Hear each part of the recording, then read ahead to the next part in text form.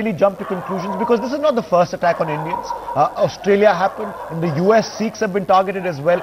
Should we look at it as a responsible broadcasting outlet, as an isolated incident? Because I know for a fact that Birmingham is a place where Sikhs are completely, if not entirely, well, those are the same things, assimilated with British culture. It could have been an isolated incident, but it's a note for caution. It's noteworthy to realize that this is a Sikh man who's trying to fight off someone who perhaps didn't like the way he looked.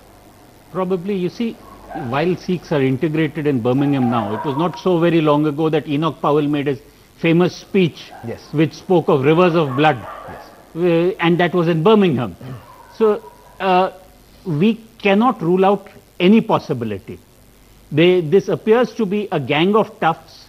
You must also realize that British politics has also moved into an era of UKIP and other fiercely whites-only nationalistic kind of parties. The BNP for that matter. The British National Party. And the Independence Party.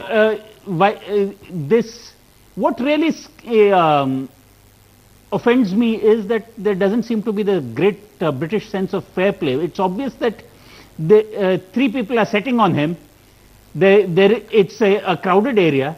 Nobody seems to intervene, and yet somebody is filming this all through. It doesn't sound very British to me. Absolutely, and it does in fact smack of some gang of hoodlums turning on a man because he's alone. We're seeing in the video he's trying to fight. Rajiv Dogra is an experienced diplomat, former diplomat, who's also on the panel right now. Mr. Dogra, let me ask you this. Now, in the interest of fairness, and I must point this out, the Birmingham police, the West Midlands police to be specific, sent out a statement the moments after we carried this story, saying, and I'm going to quote that statement now because I want to put it into perspective. This is a horrible, brutal attack, no doubt about it. But let me put it in perspective. Mr. Dogra, the police statement says, while comments on the video say the assault happened this weekend and was religiously motivated, according to the comments that is, we are keen to point out that the video appears to have first been uploaded at least 6 months ago, and the motivation for the attack remains clear. We don't know why it's being widely shared right now, but the assault could have taken place any time before it was uploaded. There are suggestions in the social media that this could be religiously motivated. We have no cause to believe so. Do we treat this as an isolated incident, or can we not, in our own fairness, ignore that this is happening with Indians across the country, across the world, I mean? I'm a little surprised that the Birmingham police should have put out such a statement, because UK, as everyone knows, is now covered by CCTV cameras because of their huge concerns on terrorism. So if this incident happened 6 months or more months ago, then I think there is a very serious security lapse which Birmingham police and UK police should look into, because what were they doing if their CCTV cameras were not capturing a crime on a street? Absolutely. And I believe it happened in front of a hotel. So there is first something of a very serious nature which UK police needs to look into. Second, this is not the first time that an isolated Sikh or an isolated foreigner, let's say, has been hit by a gang of goons. A year back, an elderly Sikh gentleman was similarly attacked on the streets of UK. Now you might say these are one-off incidents, but the fact is that even if one incident against a foreigner takes place in India or anywhere in the world, UK press will go to town and UK authorities will follow it up till its logical conclusion. You know, I sort of agree with what you're saying, sir. There is a difference. I sort of agree with what you're saying, Mr. Dogra, and I want to get in one more view, really. Mr. Janara and Vyas also with us right now. Mr. Vyas, one thing I completely agree with Mr. Dogra when he says the Birmingham police in this particular case have been caught napping. No matter if it's a 6-month-old video or a 6-week-old video, I don't really care about that. They've been caught napping right now, because in the statement they've also said, Mr. Vyas, that we want the victim to come forward and share it with us. We know of it because of the internet. If they were really doing their job, this perhaps would have come to their notice far before, and they would have already taken action against this. Yes or no?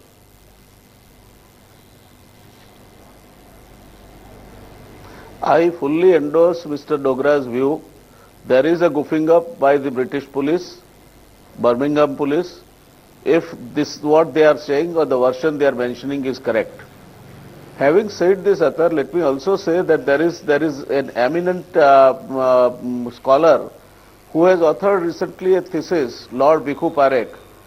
The title of this paper is Raising Head of Racism in Europe, where he has predicted that in the next decade or so, Europe is again going to see the racial feelings and the racism coming up, and Indians will be one of the communities which will be targeted for the simple reason that they are hardworking and they start owning up properties and start getting into a settled down position compared to the locals who are having their own lifestyle and don't believe in prudent lifestyle and savings.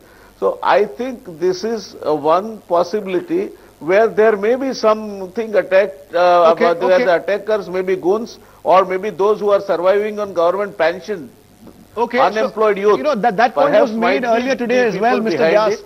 Whatever is the case. That point was made earlier today, perhaps a lot to do with the economy and the economic outlook of most Indians who go abroad and have been living there for generations. H.S. Pulka joins us back now. Many thanks, sir, for joining us. Jaiveer Shergill also on the panel. Mr. Pulka, I was trying to ask you, of course, and I'm trying to be as fair as possible to the police there as well and the community in Birmingham. But having said that, even if this was an isolated incident, the larger question here is, Indians have been targeted abroad and there is some economics to it as well. Indians rather tend to do well abroad and, you know, acquire properties and do well for themselves really. This could perhaps be the cause for envy in some communities of the local communities there as well. Because this is not the only case in the UK. Forget the UK, Australia, the US, other parts of Europe, even France for that matter. We've seen attacks like this before. Whether or not they were race motivated is besides the question right now because Indians are being targeted.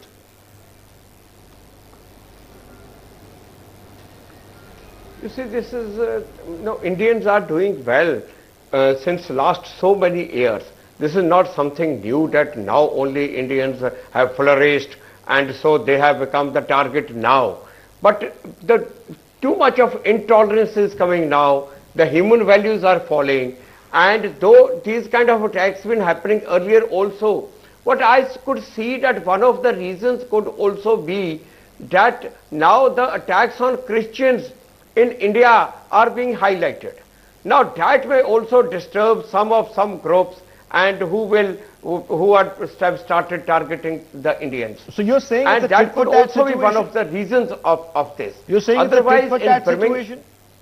You're saying because of what is happening in some places in India, and I know Mr. Vyas doesn't agree with you. It may be, it could be. You see in Birmingham, the earlier there about few years back there was a lot of rioting, but that was between Muslims and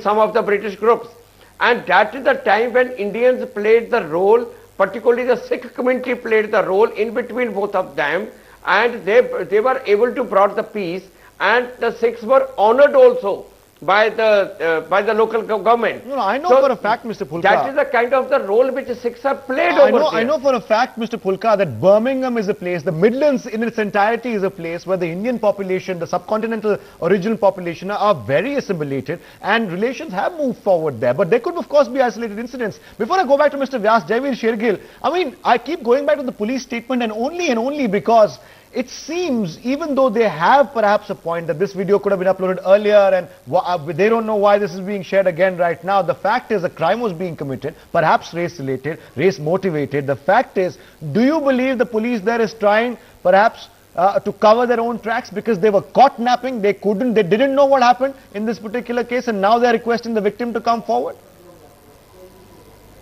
Atar, I think they are not being fair and true to their own duty, because police all over the world has to act suo moto. If they see something wrong happening, you don't have to wait for the victim to come to you, complain and then to act. If you saw it happening, it is your duty to act on it suo moto, whether the victim complains or not, number one.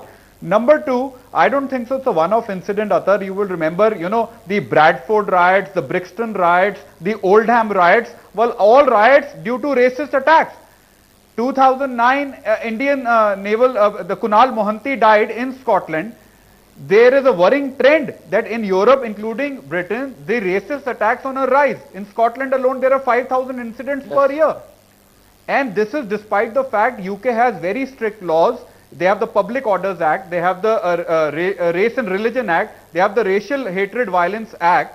And today if the police is given such a statement, this is worrisome. Absolutely. And we parrot the word globalization every day. I think you've summed it up, Jaiveer, and I'll get two quick comments from Mr. Hegde and Rajiv Dogra. Mr. Hegde first.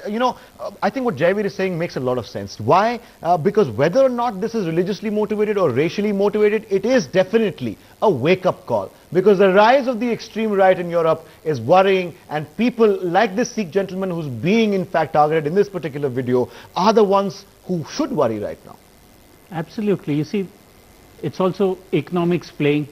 You see a certain decline in the Eurozone and a lot of unemployment. On the other hand, you have a relatively stable community, a relative affluence. There are lots of crisis points. While we should not unnecessarily play this up, it does behove us to be careful from time to time. Absolutely. 30 seconds left on the debate, Mr. Rajiv Dogra. The government of India, whether or not this is a racial attack, this particular one I mean, because I won't get into the investigation bit of it, I'll leave that to the West Midlands police. I'm sure they're capable enough of finding these perpetrators who are raining down blows on this Sikh gentleman. The government of India must and should take this up with British Prime Minister David Cameron and his government and express at least our very strong objection to the lack of action in this particular case. Mr. Dogra. Absolutely. Not just the government of India, but also the Indian communities in UK must take it up with their local representatives, be they to the House of Parliament or to the local corporations. And remember, elections are going to be held very soon in UK. So that is one point where we need to be watchful. Okay. Many thanks all of you for joining us. I have no more time right now, Mr. Dogra. I'm sorry, I'm going to have to cut you off. Rajiv Dogra, Sanjay Hegde, Jaiveer Shergill, Jainara and Vyas and H.S. Pulka. Many thanks for joining us on The Nation at 9. On one hand, when we have this particular incident, let me also point out the silver lining. Ambarjit Singh Bhogal is the first Sikh gentleman of Indian origin to run for office in Northern Ireland in these upcoming elections. So take the good with the bad there. That's all the time we have. My name is Atar Khan and that was The Nation at 9. Good night.